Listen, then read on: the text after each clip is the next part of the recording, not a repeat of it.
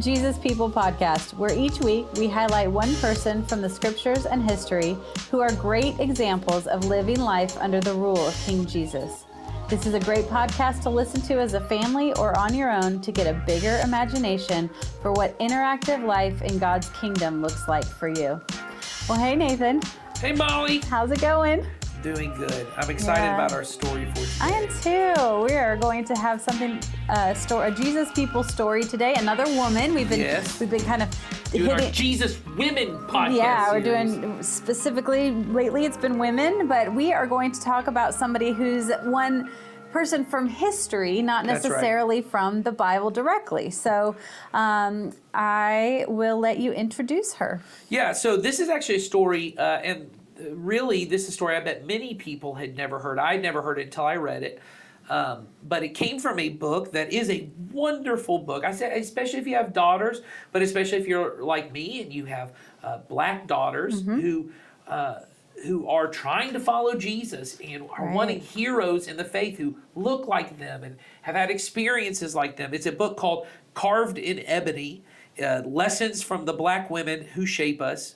Jasmine L. Holmes is the person who wrote it. It's a fantastic book about, similar to the movie that came out, Hidden Figures. Right. It was kind of a smash hit of these black women who had, during the 1960 space race, played pivotal roles in kind of getting America to the moon first, but had been forgotten about history because of the fact that they were African American women at a time where that was not respected. And so these are kind of 10, I think they're 10 stories of women, Christian women, throughout American history who are inspirational but have kind of been lost and forgotten throughout history. And so Jasmine L. Holmes does a great job, and we'll probably tell several of these stories, but the one today in particular is Sara Griffith Stanely.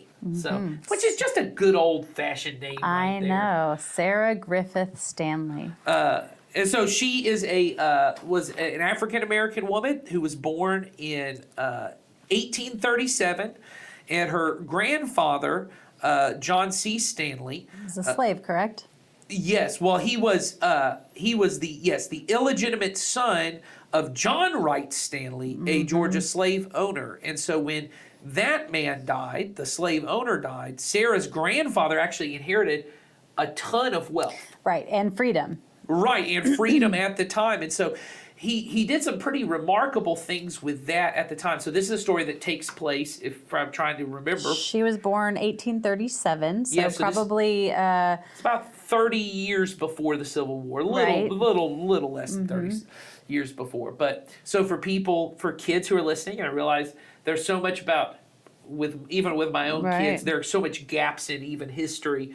This is when still a majority, certainly in the South, but even in other parts of our country, where slavery was still legal. And so at this time, one of the remarkable things that he did was he did free the majority of his enslaved people, but he actually kept some of them as legally slaves, though he did not treat them as slaves, because at that time, the North Carolina legislator had kind of passed this law that said that if you're a freed slave, you actually had to leave the state. So he was trying to keep them where they had grown up, but then treat them better than certainly he had been treated. Didn't he start a school for them? Yes, so he starts a school to try and begin to educate the enslaved people at that time. But then when the Civil War is over, and this is really when everything really picks up in the stories, Sarah, who during the Civil War and before the Civil War, had become a very educated person, which at the time was a pretty remarkable thing, not only to be a highly educated woman, but also a black woman. Yes, to be a highly educated black woman in North Carolina. Prior to the Civil War. Yes, so for her to make these, just the amount of effort personally she must have put in. And so she ends up getting very much involved. She ended up becoming a public school teacher at the time, and she ends up, I believe, moving to Ohio is the way. Yes, her mom sent her to Ohio, to a college in Ohio that would accept that would accept her. Right. And she was sent there to take ladies' courses. Oh, well, which that's also something that was different at the time. Was ladies' the courses. Curriculum was different. Yes, Yeah. ladies' courses. But she did get a diploma there that allowed her to be a teacher. Yes. And so she ends up getting involved there as an abolitionist, but also as someone who's speaking up for the education of women, the education of the enslaved people at the time, and freed and newly freed people at the time. And then by the end of all of the Civil War, when people, the enslaved people, are set free, right? But one of the issues that then becomes, once, freedom is the original goal, is let's just make it where slavery is illegal, right? And the passing of the 13th Amendment makes that possible. But now the question becomes, well, how do we educate? How do we help people? How do we give them skills and means and ways to be able to have a life? Right, to be able to live the life that they can potentially live. Exactly. And so at the time, many of the white schools that are around, this is when you start to kind of see these developments.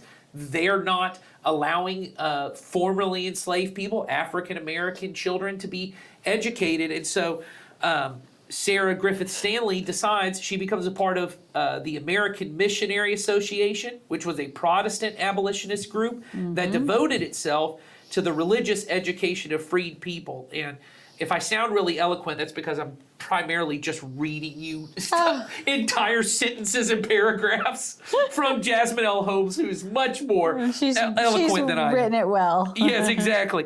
But they ended up, and this is the part I found very interesting in the story, this American Missionary Association played an integral part in the founding of several historically black colleges that survive to this day, like Fisk and Howard and Tougaloo, which is in Mississippi, and then many others as well. But, Howard is one of the most respected universities. Howard is. It's in Washington, D.C. Absolutely. And so what they ended up doing at this time was they ended up sending northern teachers who, I know sometimes people wonder, where does Ohio fit? At that time, it was clearly in the north, right?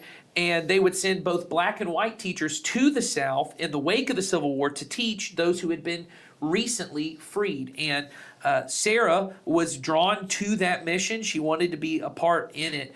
And so she ends up first getting sent to Norfolk, Virginia, with this integrated teaching unit. And she begins trying to educate newly freed children. But she also starts making these public speeches about how important it is, and really in particular at this time, not just talking about because slavery is over at this point. Right. She begins speaking about racism and about America's call to really be a place that takes care of all of its people. Yes, she was very focused on racial equality. Right. And spreading Christian values. I mean, that was part of the purpose and the stated purpose and statement for the American Missionary Association was not just the abolition of slavery, but it was abolition of slavery, education of African Americans, promotion of racial equality, and spreading Christian values, because she did not see that those were separate things. Exactly. That if, racial equality and Christian values were the same thing, so she needs to be promoting both of those. So I think about when we hear these things about Sarah Stanely and what she does, and there may be some of us who hear that story, we go, oh, that's a great story. And then we go, how did no one ever tell us this story as kids? Why was this not a thing? And I think certainly, I grew up at a time where we had to know all of the Revolutionary heroes. And I'm not talking about George Washington and Benjamin Franklin and Thomas Jefferson. I mean the people, I had to know who Patrick Henry was. Oh, yeah. I had to know who, Nathaniel Hale was. All these random ones? Yeah, these people. I'm like, why do I have to know who these people are? And I don't know, people like Sarah Stanley, right? And there's so many of the stories that we hear.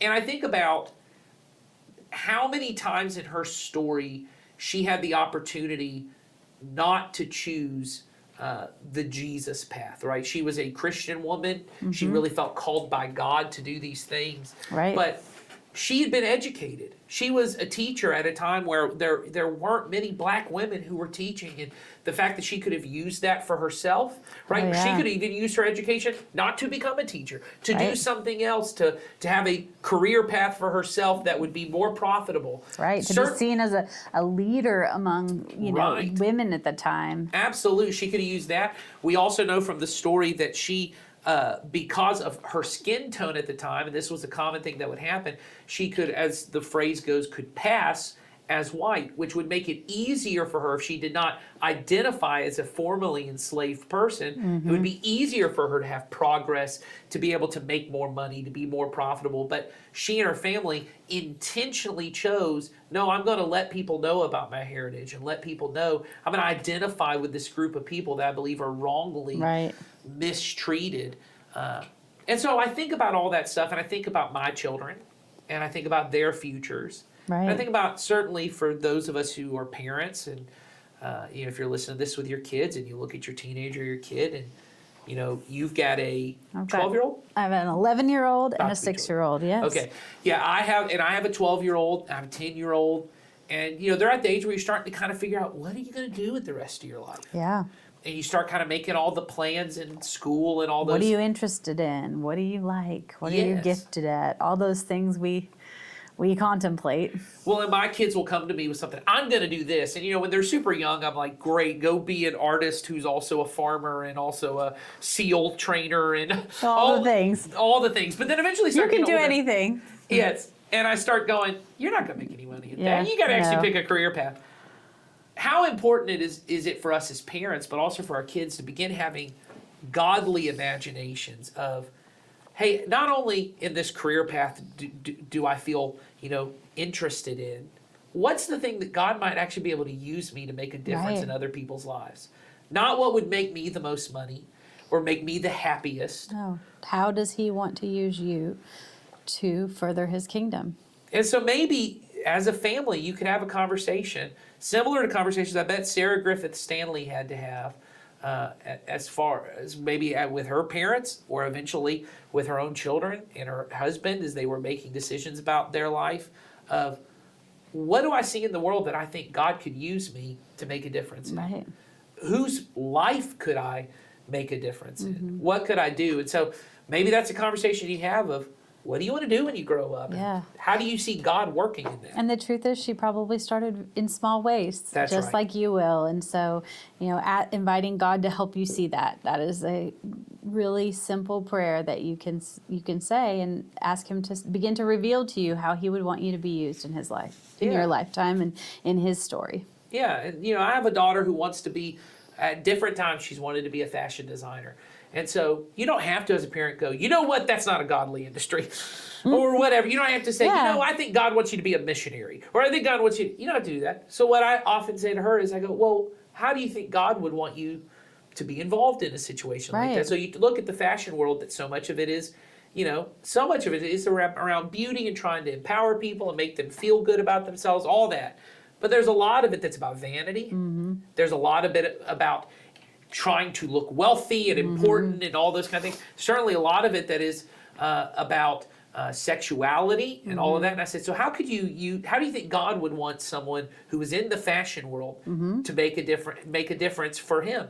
And, so then you have conversations about, well, maybe I could make more affordable clothing so that people who don't have a lot of money can still look really nice and look or modest clothing, or exactly, clothing that helps people feel beautiful without having to feel like they're trying to entice somebody. Right. All of those kind of things. That's a way to look at it and go, okay, well, where has God gifted you? What are you interested in? But how can you stand out for Christ? Right. Not just do what everyone else is doing and then go, oh, by the way, I follow Jesus. Yep. Well, I enjoyed this story. It was not one that I knew before. So, like we said, we'll be bringing all kinds of Jesus people stories. So join us next time, and we will have another one for you. Have a great day. Take care.